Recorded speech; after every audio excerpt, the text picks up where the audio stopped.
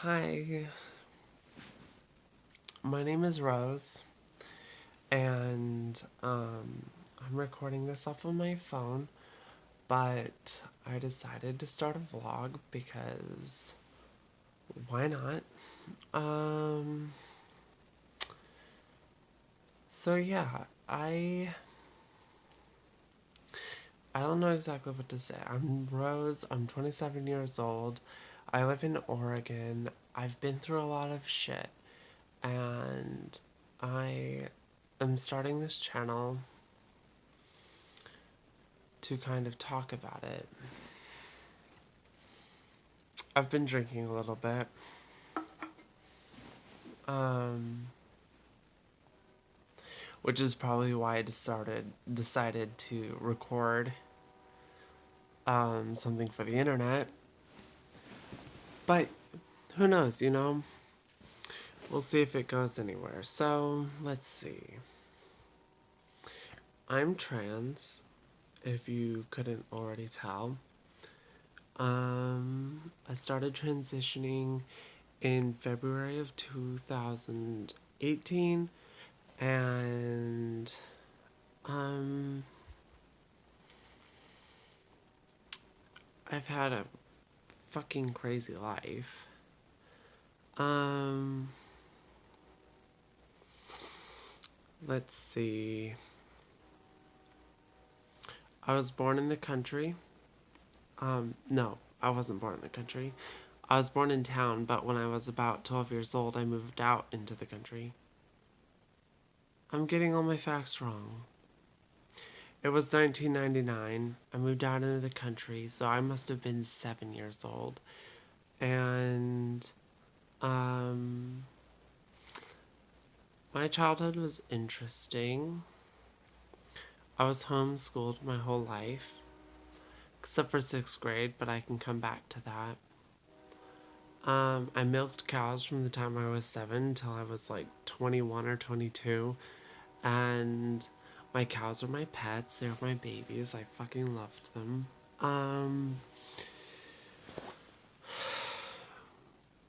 My church or churches that I grew up in were a series of fundamentalist, reformed Christian cults, which all emphasized the elders being the uh,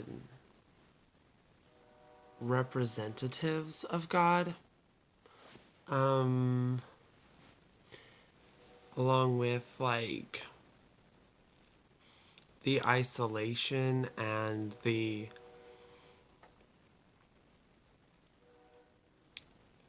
control of information, um, by way of number one being homeschooled out in the country, and number two by theology that I learned to distrust any sort of how should I say it, any sort of like evidence that conflicted what I was being taught that the Bible, declared as truth. And it wasn't until I was about 22, 23 years old when I moved away from my parents' house and into Portland City that I realized that the world was a lot more complicated than I'd been led to believe. It was less black and white, more multicolored and crazy and wild, and I left my church. The funny thing about leaving my church is that I actually set up an appointment with my pastor at the time. Um, I sat down with him. I brought my church booklet and I went through it line by line, and I said I can't be a Christian anymore because I don't believe in A, B, C, D. Um, And basically, he was like, okay. And then, like, months later, I was excommunicated. I almost showed up to my own excommunication because I thought it would be edgy, but I decided I'd rather take a.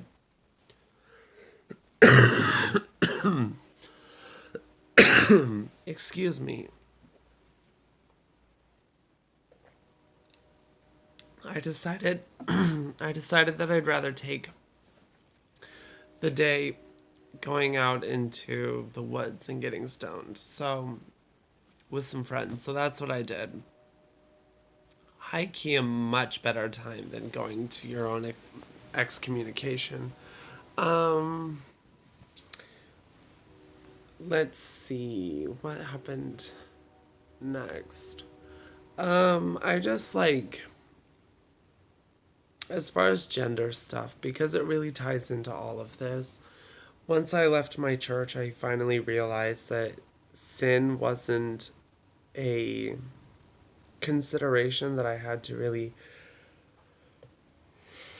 factor into all of my decisions. And throughout my teens, I had a secret that I never really let anyone in on. And that was that I really loved to dress as a girl, and I liked putting on makeup, and I hid it very well. The very few times that my enormous family was completely gone from my house. I have 11 siblings. They're all younger than me. Um, I just realized that I could dress as a girl and not have to feel any guilt for it because there was no God to disappoint. There was no sin. I could accept myself because what we put on our bodies is so, in its own way, um, what's the word I'm looking for? Irrelevant. It's so irrelevant to who we are as people. And as I did this, I was also I also got pretty heavy into the world of psychedelics. I loved tripping on acid, doing mushrooms. I explored MDMA, and all of that stuff for a while. I got caught up in that, and it was honestly a really good, mind expanding, like world shattering, heart opening experience that led me to realize that um, I'm not fundamentally a bad person. I learned under Christianity that, you know, as human beings, we're fallen, and that nothing can save us except for the grace and love of God, and that any good works that we do are because of the efficacy of the Holy Spirit. And so, any good things that I did, I never attributed to myself. Any of the good things that I did, I always attributed to a higher being who I perceived as like imbuing me with life. I perceived as my best friend. I perceived as my closest confidant. I um I was in love with God. And in some ways I still am. God is a painful memory.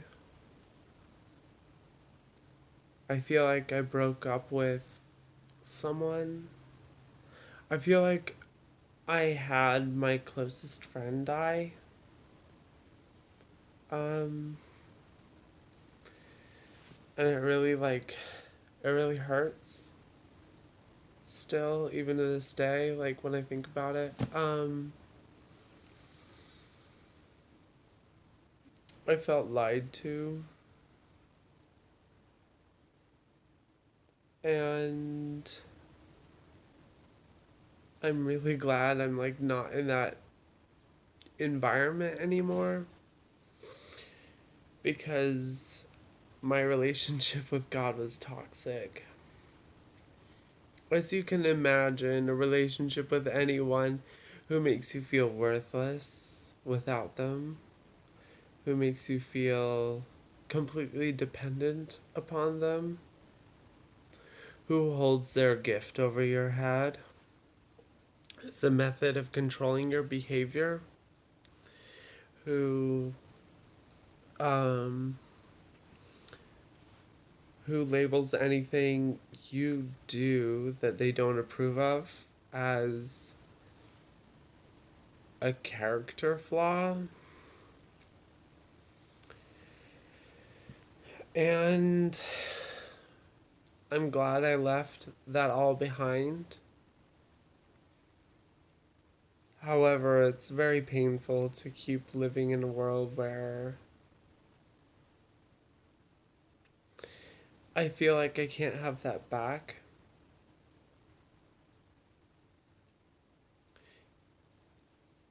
With the knowledge of like how bad it was for my mental state. Throughout my teens, I wanted to kill myself. Still want to kill myself from time to time. I have like chronic depression. Um, and still trying to figure out what to do with that. Still trying to cope. I think I always will have to cope with that. Um, and I've had it since the time I was 11. I have this tattoo.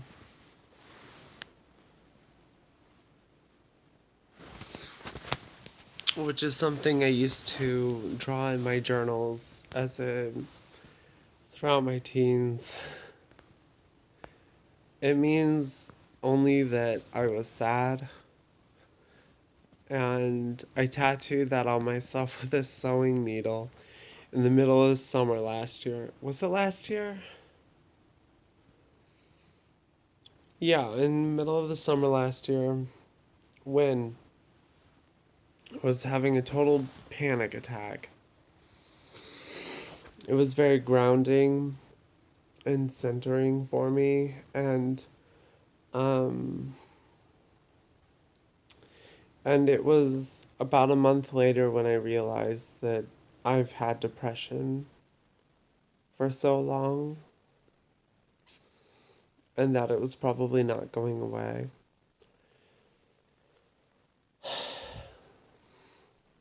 So, as time went on in my early 20s,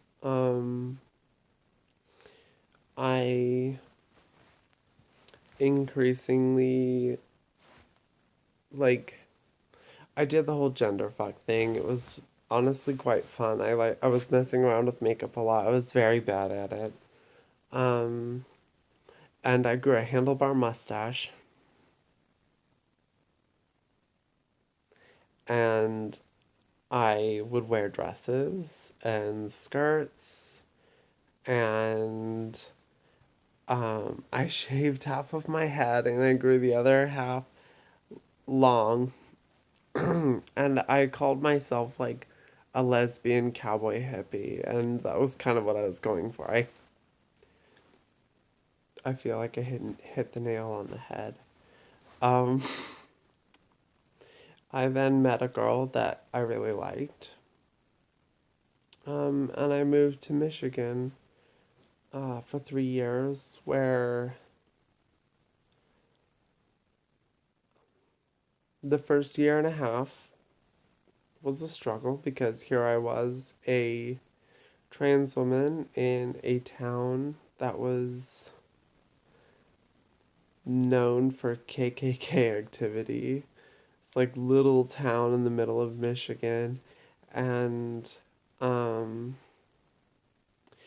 and with a girlfriend who just like was not very understanding of my transness at the time. And when she finally, I don't know, put the pieces together, when she finally asked me if I was trans, which was like surprising that she didn't ask before we even left to Michigan, considering how unorthodox my gender presentation was. Um,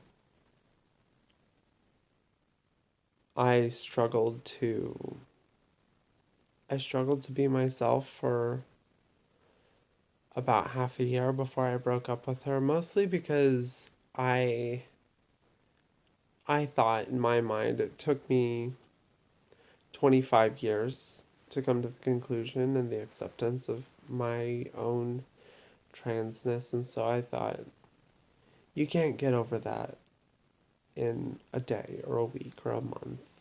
It it takes a while to come to acceptance, um, because there's so much stigma around being gender nonconforming and being transgender. And I just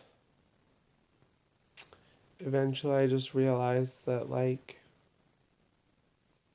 I couldn't be with her any longer. Um, Her and I are friends now though, so that had a happy ending. Um, it was really rough though at the time, and excuse me. Um, yeah, so when I broke up with her, I moved into the capital city of Michigan, Lansing, where I moved in with a transphobic idiot. I started going to school. I started my transition. This all happened in January and February of 2018. And I really struggled to find a job. There was not much going on in Lansing, and I wasn't about to get a shop job because I've faced serious transphobia and homophobia in blue collar environments, and I wasn't even out. In fact, I think that my last job, which was in 2017, I got fired because of homophobia for being a little bit too much of a dandy. and I and it's been hard for me to find a job ever since. Um and part of that has been fear, and a part of that has been being met with transphobic employers, and a part of that has been um, struggling to find a place in a brand new field of work without really knowing what I want to go into or what I want to do. And so that was that. Then I, later in 2018, I discovered that I could start being a cam girl, a cam model. And so I bought myself a camera, and I hooked my house up to the internet because I didn't have internet at my house at the time. And I started camming. And I still cam when I can. I'm kind of homeless right now, so it's tough. Um, and that provided me with steady income for a while. And I decided that it was worth a go. I'd had experience running a business, and to be frank, like being a cam girl reminded me a lot of running a business. And um, because you set your own prices, you set your products, you market yourself, and you make connections and you network. Um, the thing I've always found myself struggling with is having the energy on top of being basically starving for 2 years to be regular and to be building up that customer base, but I have a good start right now, and I'm really glad about that because it means that if I'm in a pinch, then I can do something where I won't be kicked out.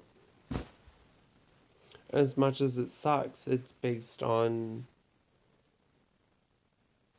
like my fetishization, which is like something I've been struggling a lot with lately, but I won't go into it right now. And yeah, so I went from doing that, um, and the next part of my story, I guess I'll leave for my next video. But if you watched this, I'm sorry, and thank you for listening. And, if I post more videos, I hope you watch them. I know that this is very low quality and being shot directly from my phone, but I know a lot of channels have had far less resources and done well. So, you know, I think I have an interesting story. If you have any questions or comments or anything, please comment. Um, if you're interested in my stories and so forth, hit the subscribe button and the bell notification. I learned how to say that from watching other YouTubers. Um, and just like come with me on a journey. And yeah, I'd be happy to bring you along. Let's see how my life goes. Good night, everyone.